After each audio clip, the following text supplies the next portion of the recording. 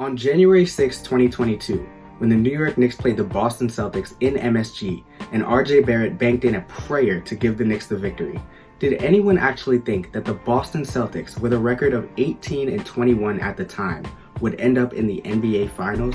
Because I sure as hell didn't, and I'm willing to bet that you didn't either. Make sure to leave a like and subscribe. I hope you enjoy the video. Stay tuned.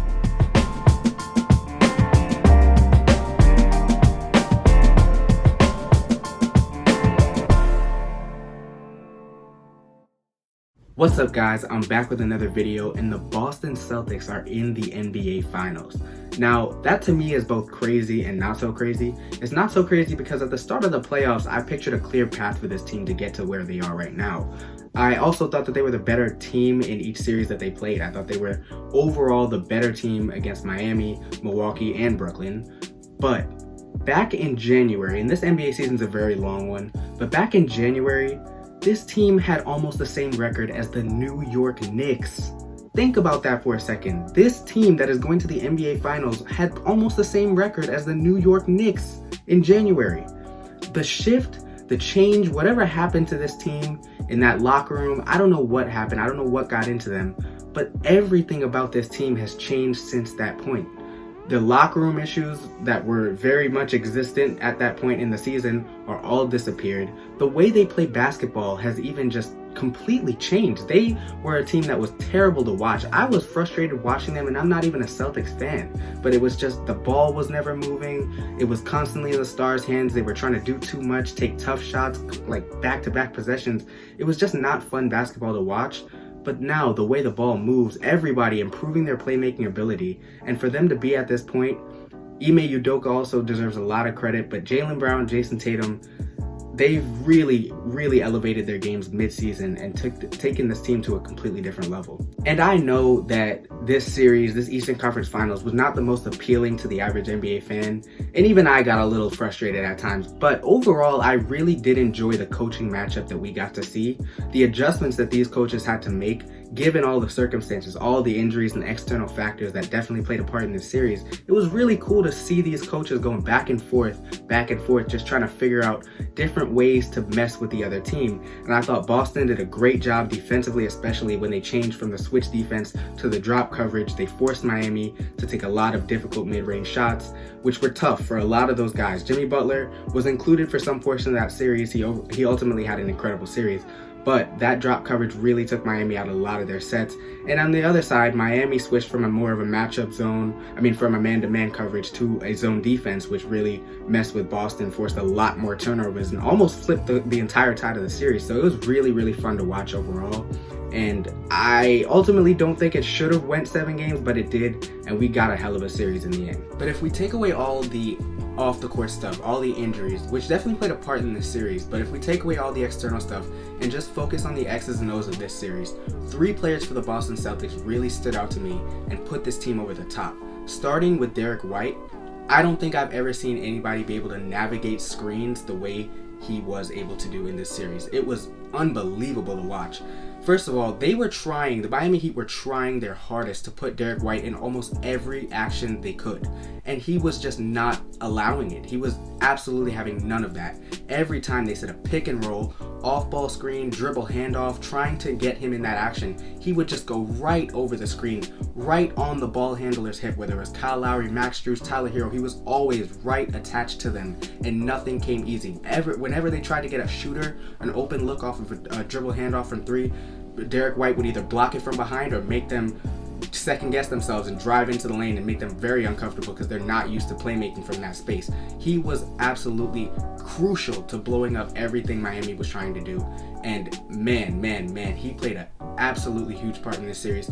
And I want to shout out his offense too, because they used him a lot as a screener in those last 2 games. He did great in that aspect as well, just screening, taking PJ Tucker out of the action, slipping to the basket and playmaking, kind of like a Bruce Brown type of role. And he was struggling from 3 throughout the entire series, but when they needed him to make his shots, he did just that. So I gotta shout out Derek White. He was great in this series. Secondly, Al Horford, man. Jaylen Brown had a comment about Al Horford post-game saying Al Horford is just old reliable. And that's just the perfect description because he was there every time the Celtics needed him.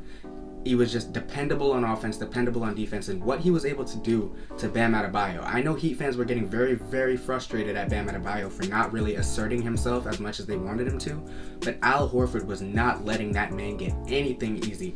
Every time Kyle Lowry, aside from one game when Bam had like his 31 points, which was bound to happen at some point, but every time the Kyle Lowry especially tried to give or force the ball to Bam Adebayo, let him go to work, Al Horford wouldn't even let him catch the ball close to the basket. He'd push him all the way out to the three-point line and force him to have to work his way in. But by that time, the defense has collapsed, the shot clock is going down, you got to make a decision, and he forced him into a lot of tough shots.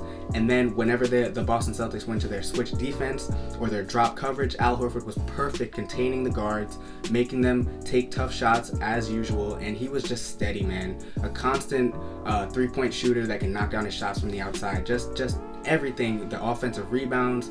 He was just so key in this series, man. And I gotta shout him out. I'm very happy for him. He finally made the finals after all these years, and he was just very, very important to the Boston Celtics' success in this series. Last but not least, the Celtics should be thanking their lucky stars that Robert Williams was able to play in this series with that nagging knee injury that kept him out for 2 games. He was absolutely amazing on both ends of the floor.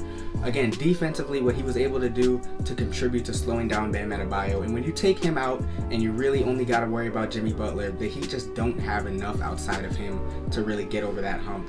And what he's able to do in the zone defense, when the Celtics played that zone defense and he was kind of just keeping an eye on PJ Tucker but not really having to worry about anything, because PJ Tucker's not going to really wow you with any shot making, so he's able to just roam around in that zone, help when he needs to, and erase shots at the rim. And then offensively, the lob threat that he provides, the offensive rebounding was huge. And man, he was just all over the place. He was my MVP. I know Jason Tatum was the best player in the series for Boston, no doubt. But the little things, when you talk about who's doing the little things, it was Robert Williams every time. Just closing the gaps, shutting off the driving lanes for the Heat, just everything you needed him to do, he was there. And now the Boston Celtics are in the NBA Finals against a much more experienced Golden State Warriors team. And I must say, as fascinated as I am with this series, I am very worried about the Boston Celtics because they have a tendency to shoot themselves in their own foot. What they were able to get away with against the Miami Heat, they will not be able to get away with against the Golden State Warriors. That team has been in the finals too many times, and they will not let Boston get away with those type of things when they are starting to jack shots early in the shot clock. The ball stops moving, they're turning the ball over, losing their dribble. The Warriors thrive off of those kind of mistakes, and Boston cannot let that happen. That's it for me, guys. I am so looking forward to this series. I'm hoping and praying to the basketball gods that we actually get an epic finals series to offset all of the crappy blowouts that we had to watch during the conference finals. But I think this series has banger written all over it. I am so intrigued to see how these two teams match up. Let me know what you guys think about the Boston Celtics. Do you think they can beat the Warriors? Let me know in the comments. Be sure to leave a like, subscribe, and I will see you guys in the next vid very soon. Peace.